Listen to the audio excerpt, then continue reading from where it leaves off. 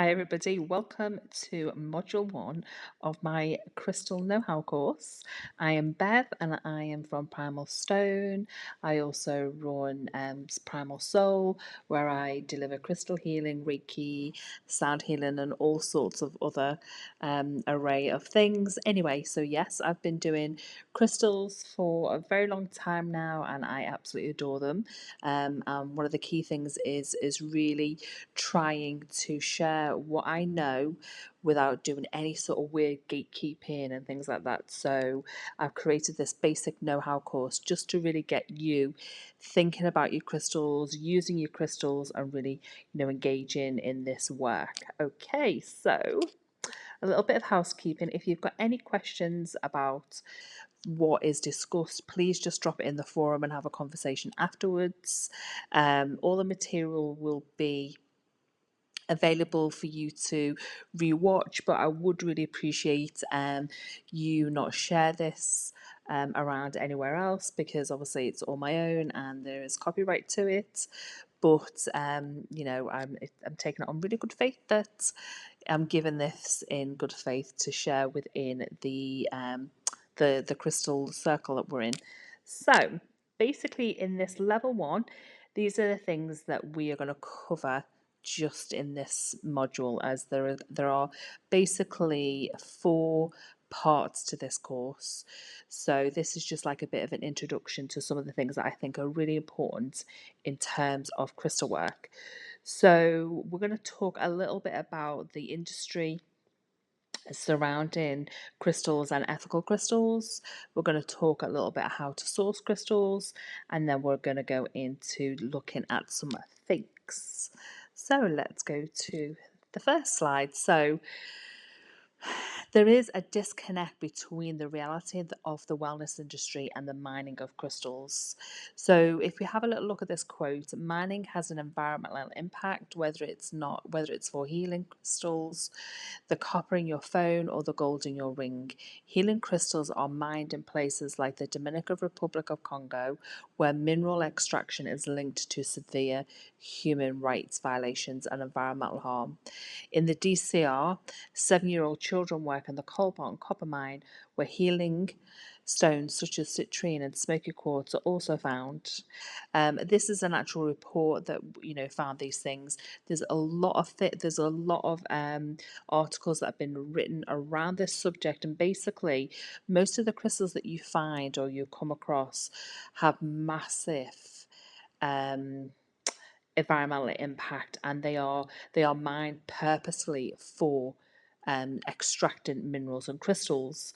So I have a real issue with that, and generally we have to be really mindful that mining in general is an issue. Even being on this computer, it's not an excuse to not think about this, because we're all using technology and we're all using computers. But we really do, for me as a crystal practitioner, I think we have to be accountable for the crystals that we source and we use, particularly in this work that we're doing in druidry, and we want to keep a natural equilibrium. So it's important to understand our position in the bigger global scale of mining to allow us to make better choices and educate the energy community or anybody who's interested in crystals. But for me, being a holistic practitioner, how crystals are sourced matters, for our fellow human beings have been forced to take out crystals from the ground in terrible circumstances. The vibration for me becomes tainted. In addition, many crystals are strip mined with no accountability on an industrial scale, poses a problem for me in terms of the environment.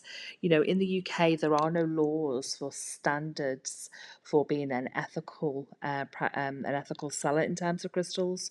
So anyone can call themselves ethical with no accountability and basically greenwash their own business.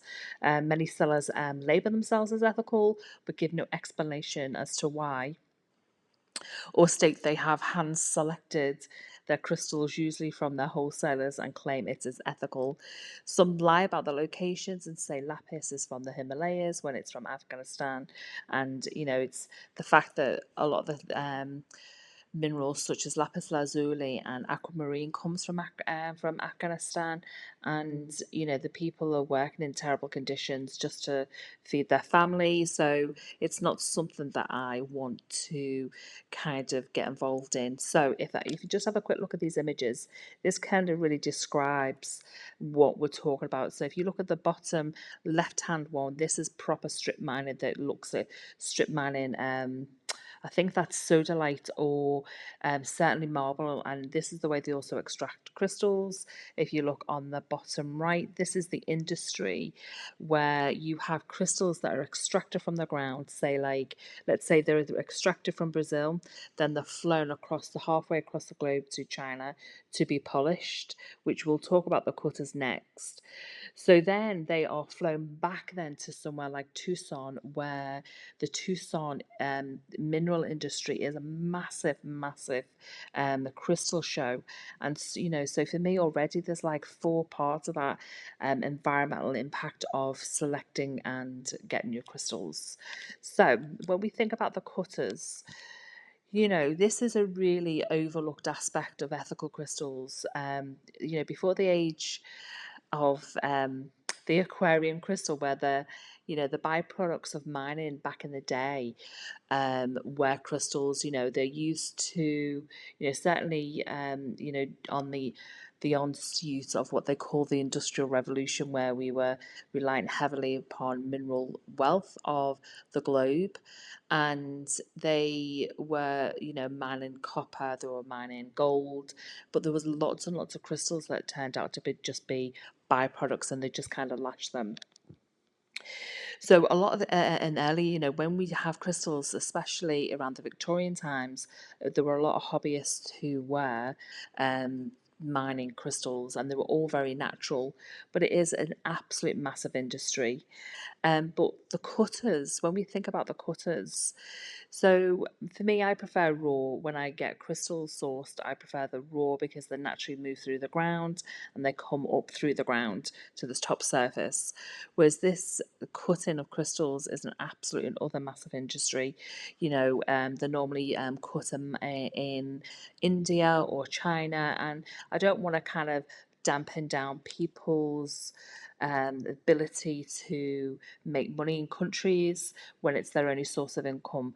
But we have to acknowledge that the reason some people are selling such cheap crystals and minerals, especially like polished rose quartz, is because they are being polished by highly skilled artisan people in terrible conditions, and they're not getting paid for that. They're not being paid for their worth.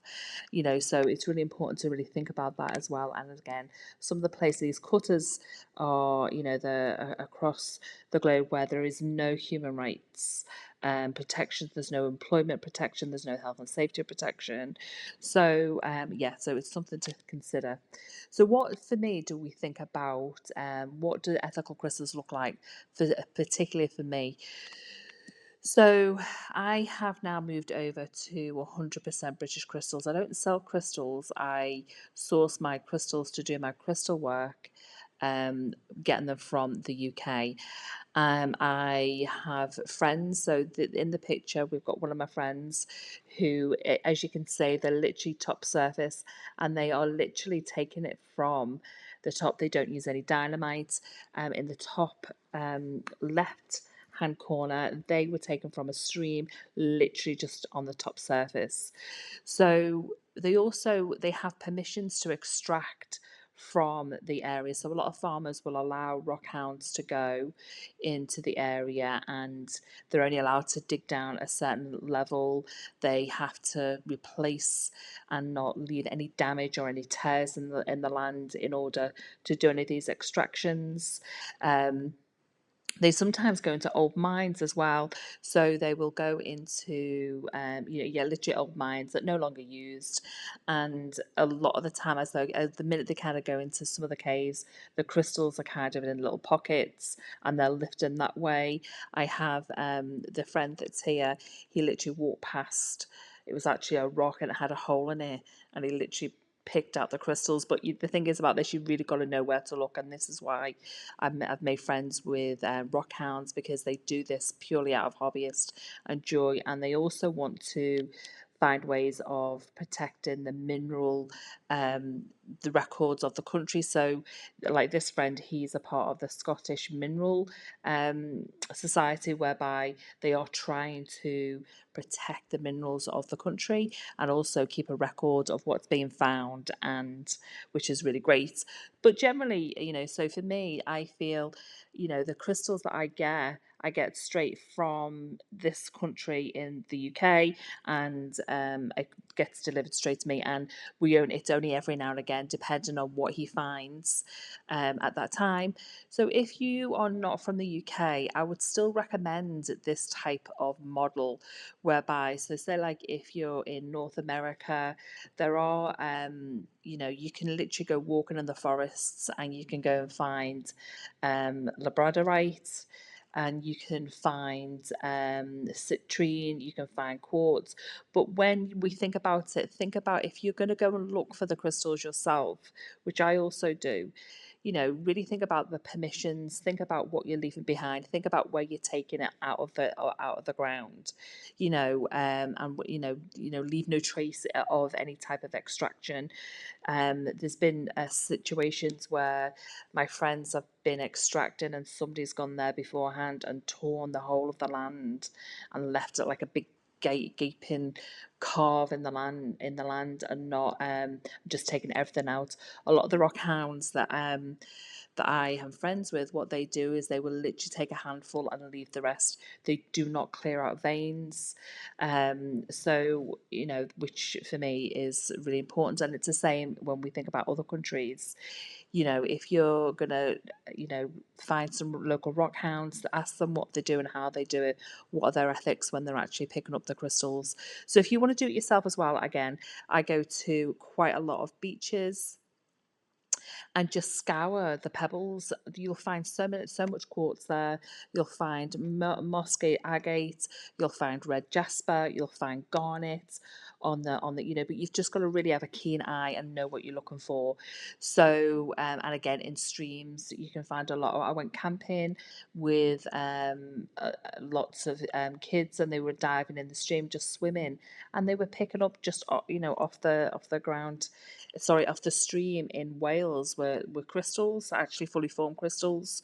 So, we don't have to be engaged in this big, mad, intense industry in order to enjoy crystals and to be able to find crystals and source ethical crystals. So I just want you to kind of really think about that, and especially as well, because if we're going to use these crystals for healing work, I think energetically, and the intentions of where the crystals come from when they've naturally moved up through the land, come to the top surface, and they go into this whole cycle, and we can lift them and pick them up that way. So just in summary, when you're thinking, if you're going to buy from, there are a couple of, I think there's two shops that I know of in the UK who are actually ethical crystal sellers. So if they are crystal sellers, look at their statement, find out what it is that they're saying. How do they define themselves as ethical? When you think about what I've just said and how we source things, when you buy in crystals, ask for the location, see if the seller knows where it comes from. That is really important, because to know where a crystal, where the area that it comes from, will indicate like how protected it is, because there's things online called Mind At, which is mind80.org, and that is a really good website that will tell you if if there's an abundance of the source, if they're allowed to extract from that mine, if they're allowed to extract from that location, and it really gives you lots of information about the mineral records of the globe. And it also, discusses, they shouldn't be mining from there. They shouldn't say that location's from there. So it's a really useful resource. Try and buy local as much as possible. Obviously, you can also get involved in looking for your own crystals. They might not be polished and shiny like the ones that we spoke about before that are sent across the globe, but they can still do the same thing, and they've organically come through to the surface. So get involved in doing that as well. Become part of projects as well. So in the crystal industry, there is lots of good work that's being done to stop people mining. They're trying to break the cycle of modern day slavery of people being forced to mine cobalt and things like that. So, get involved in that. So currently at the moment, I have a Fairphone, and the Fairphone is all traceable minerals, and it's recyclable, and it'll last for 5 years, and they know where the cobalts come from. So, you can definitely get involved, because we have to think about not just the crystal, it's other minerals as well. At the minute, I'm trying to find ways to get rid of my laptop, but I don't want to get rid of it just to get another one, because that's more wasteful. So when this laptop is finished, I will look at getting a more sustainable laptop if I can, like I have with the Fairphone. So that's when we think about ethical crystals. But I also want to talk about fakes as well. This is another really big thing. There's so many fakes out there, and they will say that they are ethical as well, but they are fake. There's a lot of glass, there's a lot of dyed crystals. So there are, if you look at these ones here on the top right, these are actually natural agates, really beautiful on their own, but somebody's decided to dye them with fluorescent pink, and the dye can actually then seep out into your water, it seep out into your hands. It's just really toxic anyway. Why would you need to dye beautiful natural products with fluorescent pink? And it just, they're not supposed to be that colour. You've also got the opalites. So if you look at these necklaces, they are glass that's been injected, that's supposed to look like an opalite. Again, if you look at the crystals here on the far left, you have got fake. That's just glass. You've got citrine. So if you look here at the very bottom of that picture, you've got these two orange ones. They're normally considered citrine. And what's happened to them? Most of them started off as amethyst, and they were baked, and so what happens is when you bake a crystal to high temperatures, it breaks down its structure, and it literally just becomes a stone, because you'll find out in module 2 how crystals actually work in terms of the perfect sacred geometry and the atomic alignment. When you bake them, it destroys that, and they just end up being burnt rocks, but they get sold for citrine, which can command more money. So when we think about if you are going to buy crystals, as I say, you've not only got to think about the ethical side of it, but also there's an awful lot of fakes out there, because it's such a massive, massive industry. A really good rule of thumb is, if you do get a crystal and you do buy it from an ethical seller, you can tell, I would like to think if they're an ethical seller, they're not going to be selling you fakes. But you can pick up a crystal, and if it's cold instantly to the face, it's a crystal. No matter if the crystal's been sitting in a bit of a warm room, it'll always be really cold, no matter what. So, also have a little look at the crystal itself. If it just doesn't feel right, or the colours don't look right, it's highly likely that it's going to be fake.